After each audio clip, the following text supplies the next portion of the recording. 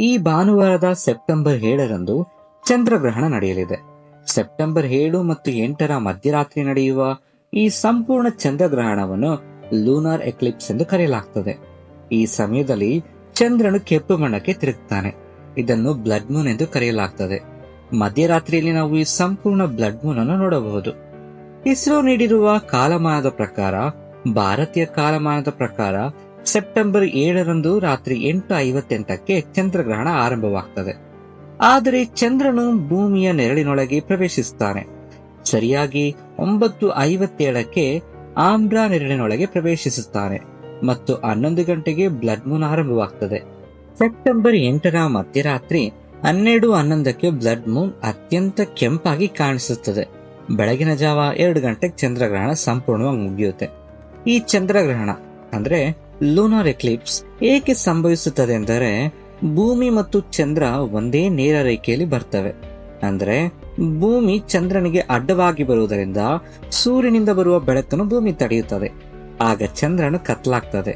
ಅದನ್ನೇ ನಾವು ಗ್ರಹಣ ಎನ್ನುತ್ತೇವೆ.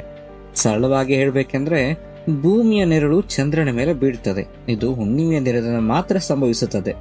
ಆದುದರಿಂದ ನಾವು ಗ್ರಹಣದ ಎಲ್ಲಾ ವಿಷಯಗಳನ್ನು ಸಂಪೂರ್ಣವಾಗಿ ತಿಳಿದುಕೊಳ್ಳಬಹುದು.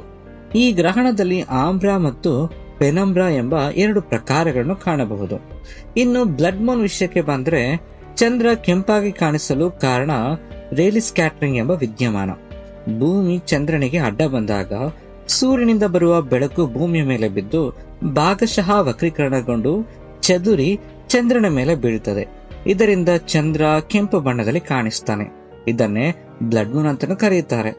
ನಾಸಾ ಹೇಳುವಂತೆ ಪ್ರಪಂಚದ ಎಲ್ಲಾ ಸೂರ್ಯೋದಯ ಮತ್ತು ಸೂರ್ಯಾಸ್ತಮಾನಗಳು ಸೇರಿ ವಕ್ರೀಕರಣಗೊಂಡು ಬೆಳಕು ಚಂದ್ರನ ಮೇಲೆ ಬೀಳುವುದರಿಂದ ಅದು ಕೆಂಪಾಗ್ತದೆ.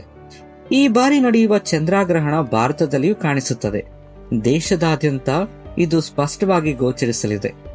ವಿಶ್ವದ ಸುಮಾರು 88% ಜನಸಂಖ್ಯೆ ಇದನ್ನು ವೀಕ್ಷಿಸಬಹುದು. ಇದು ಸೌರಗ್ರಹಣವಲ್ಲದ ಕಾರಣ ಇದನ್ನು ನೇರವಾಗಿ ಕಣ್ಣಿನಿಂದ ನೋಡಬಹುದು, ಫೋಟೋಗಳನ್ನು ತೆಗೆದುಕೊಳ್ಳಬಹುದು ಮತ್ತು ಯಾವುದೇ ವಿಶೇಷ ಫಿಲ್ಟರ್ಗಳ ಅಗತ್ಯವಿಲ್ಲ. 2022ರ ನಂತರ ಅತಿ ಹೆಚ್ಚು ಕಾಲ ಅಂದರೆ 82 ನಿಮಿಷಗಳ ಕಾಲ ಸಂಪೂರ್ಣವಾಗಿ ಗೋಚರಿಸುವ ಗ್ರಹಣ ಇದಾಗಿದೆ. ನಮಗೆ ನಾಸಾ ಅಥವಾ ಇಸ್ರೋ ಈ ರೀತಿ ಮಾಹಿತಿ ಏಕೆ ನೀಡುತ್ತವೆ ಗೊತ್ತಾ? ಭಾರತದಲ್ಲಿ ಈ ರೀತಿ ಗ್ರಹಣಗಳ ಕುರಿತು ಅಡಗಿರುವ ಮೂಢನಂಬಿಕೆಗಳಿಗೆ ಮತ್ತು ಭಯಕ್ಕೆ ವೈಜ್ಞಾನಿಕವಾಗಿ ಉತ್ತರ ನೀಡಲು ಈ ಮಾಹಿತಿ ನೀಡುತ್ತಾರೆ. ಜ್ಯೋತಿಷ್ಯ, ಜಾತಕ ಮತ್ತು ಮೂಢನಂಬಿಕೆಗಳ ಹೆಸರಿನಲ್ಲಿ ಭಾರತದ ಜನರು ಇನ್ನೂ ಅಜ್ಞಾನದಲ್ಲಿ ಮತ್ತು ಮೂಢನಂಬಿಕೆಗಳಲ್ಲಿ ಮುಳುಗಿದ್ದಾರೆ. ಹಲವು ದೇಶಗಳು ಅಭಿವೃದ್ಧಿಯಲ್ಲಿ ಮುನ್ನಡೆಯುತ್ತಿರುವಾಗ ನಾವಿನ್ನೂ ಕತ್ತಲಲ್ಲಿದ್ದೇವೆ. ವಾಸ್ತವವಾಗಿ ಜ್ಯೋತಿಷ್ಯದ ಹೆಸರಿನಲ್ಲಿ ನಡೆಯುತ್ತಿರುವ ವಂಚನೆಗಳು ದೇಶಕ್ಕೆ ಎಷ್ಟು ದೊಡ್ಡ ನಷ್ಟವನ್ನು ಉಂಟು ಮಾಡುತ್ತಿವೆ ಗೊತ್ತಾ? ಕೇವಲ 2024ರಲ್ಲಿ 5,000ಕ್ಕೂ ಹೆಚ್ಚು ವಂಚನೆಗಳು ಜ್ಯೋತಿಷ್ಯದ ಹೆಸರಿನಲ್ಲಿ ನಡೆದಿವೆ. ಈ ವಂಚನೆಗಳಿಗೆ ಹೆಚ್ಚಾಗಿ 73ರಷ್ಟು ಮಹಿಳೆಯರು ಬಲಿಯಾಗ್ತಾರೆ. ಅದರಲ್ಲಿ 25ರಿಂದ 45 ವರ್ಷ ವಯಸ್ಸಿನ ಯುವತಿಯರೇ ಹೆಚ್ಚು. ಮದುವೆ, ವೃತ್ತಿ ಜೀವನ, ಸಾಲಗಳು ಮುಂತಾದ ವೈಯಕ್ತಿಕ ಸಮಸ್ಯೆಗಳಿಗೆ ಹೆದರಿ ಈ ಅಂಧವಿಶ್ವಾಸದ ಬಲೆಗೆ ಬೀಳುತ್ತಾರೆ. ಸಾಮಾಜಿಕ ಮಾಧ್ಯಮಗಳಲ್ಲಿಯೂ ಇಂತಹ ವಂಚನೆಗಳು ಹೆಚ್ಚಾಗಿವೆ. ಸೈಬರ್ ಕ್ರೈಮ್ಗಳಲ್ಲಿ 67% ವಂಚನೆಗಳು ಇನ್ಸ್ಟಾಗ್ರಾಂನಲ್ಲಿ ಮತ್ತು 58% ವಾಟ್ಸ್ಆಪ್ನಲ್ಲಿ ಜಾತಕದ ಹೆಸರಿನಲ್ಲಿ ನಡೆದಿದೆ. ಆಸ್ಟ್ರೋಟಾಕ್ ಮತ್ತು ಇಂತಹ ಆ್ಯಪ್ಗಳ ವಿರುದ್ಧವೂ 35% ಪ್ರಕರಣಗಳು ದಾಖಲಾಗಿವೆ. ಹೀಗೆ ಟಿವಿ, ಪತ್ರಿಕೆ, ಸಾಮಾಜಿಕ ಮಾಧ್ಯಮಗಳ ಮೂಲಕ ನಮಗೆ ಭಯ ಹುಟ್ಟಿಸುವ ಈ ಮೂಢನಂಬಿಕೆಗಳಿಂದ ಯಾವುದೇ ಉಪಯೋಗವಿಲ್ಲ. ಅವುಗಳಿಂದ ನಮಗೆ ಯಾವುದೇ ಹಾನಿಯಾಗುವುದಿಲ್ಲ. ಆದರೂ ನಾವು ಭಯಪಟ್ಟು ಏನೇನೋ ಖರೀದಿಸಿ ಹಣಕಾಸಿನ ಮತ್ತು ಮಾನಸಿಕ ನಷ್ಟವನ್ನು ಅನುಭವಿಸ್ತಾ ಇದ್ದೇವೆ. ಗ್ರಹಣ ಕೇವಲ ಖಗೋಳದಲ್ಲಿ ನಡೆಯುವ ಒಂದು ನೈಸರ್ಗಿಕ ಘಟನೆ. ಇದು ಯಾವುದೇ ಹಾನಿ ಅಥವಾ ಪರಿಣಾಮಗಳನ್ನು ಉಂಟು ಮಾಡುವುದಿಲ್ಲ. ನಾಸಾ ಮತ್ತು ಇಸ್ರೋದಂತಹ ಸಂಸ್ಥೆಗಳು ಇದೇ ಕಾರಣಕ್ಕಾಗಿ ಗ್ರಹಣಗಳ ಬಗ್ಗೆ ನಿಖರವಾದ ಮಾಹಿತಿಯನ್ನು ನೀಡುತ್ತವೆ. ಇದಕ್ಕೆ ಯಾವುದೇ ಪರಿಹಾರಗಳು ಅಥವಾ ಪೂಜೆಗಳ ಅಗತ್ಯವಿಲ್ಲ. ಕ್ರಿಸ್ತಶಕ 499ರಲ್ಲಿ ಆರ್ಯಭಟ್ಟನಂತಹ ವೇದಾಂತ ಪಂಡಿತರು ಗ್ರಹಣಗಳನ್ನು ವೈಜ್ಞಾನಿಕವಾಗಿ ವಿವರಿಸಿದರು. ಆದರೆ ಅವರ ವೈಜ್ಞಾನಿಕ ಸಿದ್ಧಾಂತಗಳನ್ನು ಈಗ ತಿರುಚಿ ಮೂಢನಂಬಿಕೆಗಳನ್ನಾಗಿ ಪರಿವರ್ತಿಸಿದ್ದಾರೆ. ಆರ್ಯಭಟ್ಟ ಅಥವಾ ಇತರ ವಿಜ್ಞಾನಿಗಳು ಈ ಗ್ರಹಣಗಳಿಂದ ಹಾನಿ ಸಂಭವಿಸುತ್ತದೆ, ಅದರಿಂದ ಪರಿಹಾರಗಳನ್ನು ಮಾಡಬೇಕೆಂದು ಎಲ್ಲಿಯೂ ಹೇಳಿಲ್ಲ. ಅವರು ಕೇವಲ ವೈಜ್ಞಾನಿಕವಾಗಿ ಮಾತ್ರ ವಿವರಿಸಿದ್ದಾರೆ.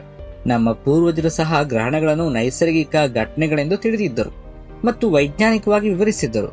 ಆದರೆ ಈಗ ಅವುಗಳನ್ನ ತಿರುಚಿ ಮೂಢನಂಬಿಕೆಗಳಾಗಿ ಪ್ರಚುರಪಡಿಸಲಾಗ್ತಿದೆ. ಎಲ್ಲೋ ಒಂದು ಗೋಳದಲ್ಲಿ ಏನೋ ಸಂಭವಿಸಿದರೆ ಅದು ನಿಮ್ಮ ಮನೆಯ ಮೇಲೆ, ನಿಮ್ಮ ಆರ್ಥಿಕ ಪರಿಸ್ಥಿತಿ ಮೇಲೆ ಪರಿಣಾಮ ಬೀರುತ್ತದೆ ಎಂದರೆ ಅದು ಅಜ್ಞಾನದ ಪರಮಾವಧಿಯೇ. ಒಂದು ಗ್ರಹಣ ಅಥವಾ ಆಸ್ಟ್ರಾಯ್ಡ್ನಿಂದ ಹಾನಿಯಾದರೆ ಅದು ಮಿಂಚು, ಬೆಂಕಿ, ಸುನಾಮಿ ಅಥವಾ ಭೂಕಂಪಗಳಂತಹ ದೊಡ್ಡ ಘಟನೆಗಳನ್ನು ಉಂಟು ಮಾಡುತ್ತದೆ. ಇಂತಹ ಖಗೋಳ ಘಟನೆಗಳಿಗೆ ಹೋಲಿಸಿದರೆ ನಿಮ್ಮ ದೇಶ ಅಥವಾ ರಾಜ್ಯವೇ ಒಂದು ಸಣ್ಣ ಕಣವಿದ್ದಂತೆ. ಅಂತಹದಲ್ಲಿರುವ ನಿಮ್ಮ ಮನೆ, ಭವಿಷ್ಯ ಅಥವಾ ಆರ್ಥಿಕ ಪರಿಸ್ಥಿತಿ ಒಂದು ಸಣ್ಣ ಕಣವೂ ಅಲ್ಲ.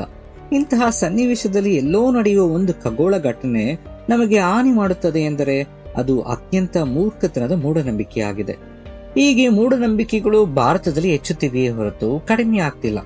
ನಾವು ಎಷ್ಟೇ ಓದಿ ಎಂತಹ ಹುದ್ದೆಯಲ್ಲಿದ್ದರೂ ಭಯ ಮತ್ತು ಅಜ್ಞಾನದ ನೆರಳು ನಮ್ಮನ್ನು ಬಿಡುವುದಿಲ್ಲ. ಗ್ರಹಣದ ಸಮಯದಲ್ಲಿ ವಿಶೇಷ ಪೂಜೆಗಳನ್ನು ಮಾಡದಿದ್ದರೆ ಕುಟುಂಬಕ್ಕೆ ಹಾನಿಯಾಗ್ತದೆ ಎಂದು ಹಲವರು ಹೇಳ್ತಾರೆ. ಟಿವಿಗಳಲ್ಲಿ, ಪತ್ರಿಕೆಗಳಲ್ಲಿ ಮತ್ತು ಸಾಮಾಜಿಕ ಮಾಧ್ಯಮಗಳಲ್ಲಿ ಇದರ ಬಗ್ಗೆ ವಿಶೇಷವಾಗಿ ಪ್ರಚಾರ ಮಾಡ್ತಾರೆ. ಈ ರಾಶಿಯವರಿಗೆ, ಆ ರಾಶಿಯವರಿಗೆ ವಿಶೇಷ ಪೂಜೆಗಳು ಎಂದು ವಂಚನೆ ಮಾಡ್ತಾರೆ. ವಾಸ್ತವವಾಗಿ ಈ ಜ್ಯೋತಿಷ್ಯ ಶಾಸ್ತ್ರವು 9 ಗ್ರಹಗಳು, 27 ನಕ್ಷತ್ರಗಳು ಮತ್ತು 12 ರಾಶಿಗಳ ಮೇಲೆ ಆಧಾರಿತವಾಗಿವೆ. ಆದರೆ ಈ 3 ಸುಳ್ಳು. ಸೌರವ್ಯೂಹದಲ್ಲಿ ಈಗ 13 ಗ್ರಹಗಳಿವೆ. ಅದರಲ್ಲಿ 8 ಪ್ರಮುಖ ಮತ್ತು 5 ಸಣ್ಣ ಗ್ರಹಗಳು. ನಕ್ಷತ್ರಗಳ ವಿಷಯಕ್ಕೆ ಬಂದರೆ ಲಕ್ಷಾಂತರ ನಕ್ಷತ್ರಗಳಿವೆ. 12 ರಾಶಿಗಳು ಕೇವಲ ಕಾಲ್ಪನಿಕ ಗೆರೆಗಳು. ಹೀಗೆ ಕಾಲ್ಪನಿಕ ಗೆರೆಗಳ ಆಧಾರದ ಮೇಲೆ ಕೋಟಿಗಟ್ಟಲೆ ನಕ್ಷತ್ರಗಳಲ್ಲಿ 27 ನಕ್ಷತ್ರಗಳನ್ನು ಮಾತ್ರ ತೆಗೆದುಕೊಂಡು 13 ಗ್ರಹಗಳಲ್ಲಿ ಕೇವಲ 9 ಗ್ರಹಗಳನ್ನು ತೆಗೆದುಕೊಂಡು ಜಾತಕ ಹೇಳ್ತಾ ಇದ್ದಾರೆ. ಮತ್ತೊಂದು ತಮಾಷೆ ಏನೆಂದರೆ, ಜಾತಕವು ಚೌಕಾಕಾರದಲ್ಲಿರುವ ವಸ್ತುಗಳಿಗೆ ಮಾತ್ರ ಅನ್ವಯಿಸ್ತದೆ ಎಂದು ಹೇಳ್ತಾರೆ. ಅದಕ್ಕಾಗಿ ಮನೆಗೆ ವಾಸ್ತು ಹೇಳ್ತಾರೆ. ಆದರೆ ವೃತ್ತಾಕಾರದಲ್ಲಿರುವ ಭೂಮಿ ಮತ್ತು ಗ್ರಹಗಳಿಗೆ ಜಾತಕ ಹೇಳುವುದು ಎಂತಹ ಅಜ್ಞಾನ ಎಂದು ಯೋಚಿಸಿ. ಪ್ರಪಂಚದ ಬೇರೆ ಯಾವ ದೇಶದಲ್ಲಿಯೂ ಗರ್ಭಿಣಿ ಸ್ತ್ರೀಯರ ಮೇಲೆ ಇಂತಹ ನಿಯಮಗಳು, ನಿರ್ಬಂಧಗಳು ಮತ್ತು ಮೂಢನಂಬಿಕೆಗಳು ಇರುವುದಿಲ್ಲ. ಗ್ರಹಣದ ಸಮಯದಲ್ಲಿ ಮಲಗಬಾರದು, ತಿನ್ನಬಾರದು, ಹುಟ್ಟುವ ಮಗುವಿಗೆ ಅಂಗವೈಕಲ್ಯ ಉಂಟಾಗ್ತದೆ ಎಂಬತಕ್ಕ ಭಯಗಳನ್ನು ಸೃಷ್ಟಿಸಿ ಅವರನ್ನು ಮಾನಸಿಕ ಒತ್ತಡಕ್ಕೆ ತಾಳ್ತಾರೆ. ಗರ್ಭಿಣಿಯರು ಆರೋಗ್ಯವಾಗಿ ಮತ್ತು ಶಾಂತವಾಗಿರಬೇಕಾದ ಸಮಯದಲ್ಲಿ ಅವರನ್ನು ಮೂಢನಂಬಿಕೆಗಳಿಂದ ಕಟ್ಟಿ ಹಾಕಲಾಗ್ತದೆ. ಇನ್ನೊಂದು ವಿಷಯವೇನೆಂದರೆ, ಗ್ರಹಣದ ಸಮಯದಲ್ಲಿ ಮಾಟಮಂತ್ರಗಳ ಶಕ್ತಿ ಹೆಚ್ಚಾಗ್ತದೆ, ರಾಕ್ಷಸರಿಗೆ ಹೆಚ್ಚಿನ ಶಕ್ತಿ ಬರ್ತದೆ ಎಂದು ಭಯ ಹುಟ್ಟಿಸ್ತಾರೆ. ಗ್ರಹಣ ಕೇವಲ ನೆರಳು. ಅದಕ್ಕೂ ಇಂತಹ ಶಕ್ತಿಗಳಿಗೂ ಯಾವುದೇ ಸಂಬಂಧವಿಲ್ಲ. ವಿಜ್ಞಾನದ ಮೂಲಕ ಈ ಅಜ್ಞಾನವನ್ನು ದೂರ ಮಾಡಲು ಪ್ರಯತ್ನಿಸಿದರೂ ನಮ್ಮ ಮೂಢನಂಬಿಕೆಗಳನ್ನು ಮತ್ತು ಅಂಧವಿಶ್ವಾಸ ಇನ್ನೂ ಹಾಗೆಯೇ ಉಳಿದಿವೆ. ವಿಜ್ಞಾನಿಗಳು ನೀಡುವ ಮಾಹಿತಿಯನ್ನು ತಿರುಚಿ ಅದರಿಂದಲೇ ಏನೋ ಹಾನಿಯಾಗ್ತದೆ ಎಂದು ಪ್ರಚಾರ ಮಾಡ್ತಿದ್ದಾರೆ. ಪ್ರತಿಯೊಂದು ಮೂಢನಂಬಿಕೆಗಳಿಗೂ ಒಂದು ವೈಜ್ಞಾನಿಕ ಹಿನ್ನೆಲೆ ಅಥವಾ ಸನಾತನ ಪರಂಪರೆಯ ಕಥೆ ಎಣೆದು ಜನರನ್ನು ನಂಬಿಸ್ತಾ ಇದ್ದಾರೆ.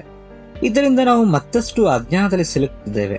ನಾವು ಕಂಡುಹಿಡಿಯಲಾಗದ ಮತ್ತು ಅರ್ಥ ಮಾಡಿಕೊಳ್ಳಲಾಗದ ಅನೇಕ ಖಗೋಳ ಘಟನೆಗಳು ನಿರಂತರವಾಗಿ ನಡೆಯುತ್ತಲೇ ಇರುತ್ತವೆ. ನಮಗೆ ತಿಳಿದಿರುವ ಗ್ರಹಣಗಳು ಮತ್ತು ಇತರ ಖಗೋಳ ಚಲನೆಗಳಿಂದ ನಾವು ಜ್ಞಾನವನ್ನು ಪಡೆಯಬೇಕು. ಇವುಗಳನ್ನು ಅಂಧವಿಶ್ವಾಸ ಮತ್ತು ಮೂಢನಂಬಿಕೆಗಳಿಗೆ ಜೋಡಿಸಬಾರದು. ನಮ್ಮ ದೇಶವನ್ನು ರಕ್ಷಿಸಿ ಅದನ್ನು ಜ್ಞಾನ ಮತ್ತು ಅಭಿವೃದ್ಧಿಯತ್ತ ಕೊಂಡೊಯ್ಯಲು ಎಷ್ಟೇ ಪ್ರಯತ್ನಿಸಿದರೂ ಅಜ್ಞಾನವು ಇನ್ನೂ ಹರಡುತ್ತಾನೇ ಇದೆ. ಸೌರ ಅಥವಾ ಚಂದ್ರಗ್ರಹಣಗಳ ಕೇವಲ ಖಗೋಳ ಘಟನೆಗಳು. ಅವುಗಳಿಂದ ಯಾವುದೇ ಹಾನಿ ಇಲ್ಲ, ಯಾವುದೇ ಪರಿಹಾರಗಳ ಅಗತ್ಯವಿಲ್ಲ. ನಾಸಾ ಮತ್ತು ಇಸ್ರೋದಂತಹ ಸಂಸ್ಥೆಗಳು ತಮ್ಮ ಪ್ರಕಟಣೆಗಳಲ್ಲಿ ಈ ವಿಷಯವನ್ನು ಸ್ಪಷ್ಟಪಡಿಸುತ್ತವೆ. ಆದರೂ ಜನರಿಗೆ ನಷ್ಟವಾಗ್ತದೆ ಎಂದು ಹೇಳಿದ ತಕ್ಷಣ ಭಯಪಟ್ಟು ಓಡ್ತಾರೆ. ಆರ್ಯಭಟನಿಂದ ಇಂದಿನ ವಿಜ್ಞಾನಿಗಳವರೆಗೆ, ನಮ್ಮ ಪೂರ್ವಜರಿಂದ ಇಂಜಿನವರೆಗೆ ಎಲ್ಲರೂ ಗ್ರಹಣಗಳನ್ನು ವೈಜ್ಞಾನಿಕವಾಗಿ ವಿವರಿಸಿದ್ದಾರೆ, ಅವುಗಳನ್ನು ಲೆಕ್ಕ ಹಾಕಿದ್ದಾರೆ. ಅವುಗಳನ್ನು ಮೂಢನಂಬಿಕೆಗಳಿಗೆ ತಿರುಗಿಸಿ ಹಾನಿ ಸಂಭವಿಸುತ್ತದೆ ಎಂದು ಹೇಳಿದವರಲ್ಲ. ಹಾನಿ ಸಂಭವಿಸುತ್ತದೆ ಮತ್ತು ಪರಿಹಾರಗಳನ್ನು ಮಾಡಬೇಕೆಂದು ಯಾರು ಹೇಳ್ತಾ ಇದ್ದಾರೆ ನಿಮಗೆ ಗೊತ್ತಿದೆನಾ? ಯಾರು ನಿಮ್ಮನ್ನು ಯೋಚಿಸಲು ನೋಡ್ತಿದ್ದಾರೆ ಎಂದು ನಿಮಗೆ ತಿಳಿದಿದೆಯಾ? ಹಾಗಾಗಿ ಇಂತಹ ಅಜ್ಞಾನ ಮತ್ತು ಮೂಢನಂಬಿಕೆಗಳನ್ನು ಬಿಟ್ಟು ಬಿಡಿ. ಖಗೋಳದಲ್ಲಿ ನಡೆಯುವ ನೈಸರ್ಗಿಕ ಘಟನೆಗಳನ್ನು ಅದೇ ದೃಷ್ಟಿಯಿಂದ ನೋಡಿ. ಎಷ್ಟು ಹೇಳಿದರೂ ಅಜ್ಞಾನ ಬಿಟ್ಟು ಹೋಗುವುದಿಲ್ಲ. ಆದುದರಿಂದ ಈ ವಿಷಯವನ್ನು ಪದೇ ಪದೇ ಹೇಳಬೇಕು. ಈ ವಿಡಿಯೋದಿಂದ ನೀವು ಜ್ಞಾನವಂತರಾಗಿ ಮತ್ತು ವಿವೇಕಿಗಳಾಗಿರುತ್ತೀರೆಂದು ನಾನು ಭಾವಿಸ್ತೇನೆ. ಮತ್ತೊಂದು ಉತ್ತಮ ವಿಷಯದೊಂದಿಗೆ ಮುಂದಿನ ವಿಡಿಯೋದಲ್ಲಿ ಮತ್ತೆ ಭೇಟಿ ಆಗ್ತೇನೆ.